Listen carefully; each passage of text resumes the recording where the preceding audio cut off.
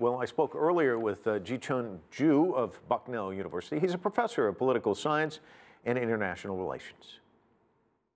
You see a lot of opposition to this proposed trade war or high tariffs, and not just from China, really from within the United States. And that's why I think many businesses are really concerned. I mean, they have complained about China's trade practices for a long time. But is this the right way to fix the problem? I think probably they disagree. I think they're trying very hard to lobby for President Trump to change his mind. We heard from the Chinese ambassador to the United States yesterday. He says they've done the utmost to actually avoid this, but he gave the indication that they're ready to play ball.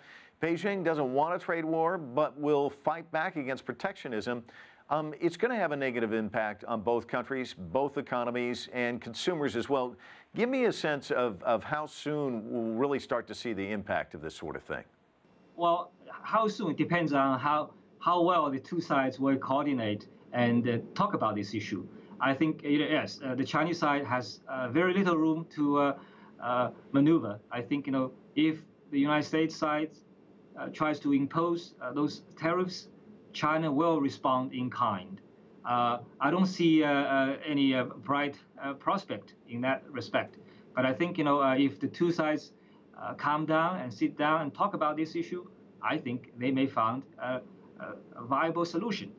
This trade imbalance between China and the United States, what are the root causes? It's not as the President of the United States describes it. I think the numbers are don't back up his claims.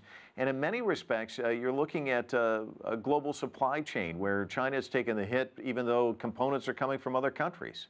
The data are different. I mean, President Trump said the deficit is about $500 billion. I think most studies in the United States would say that it's about $375 billion. The Chinese data is about $275 billion.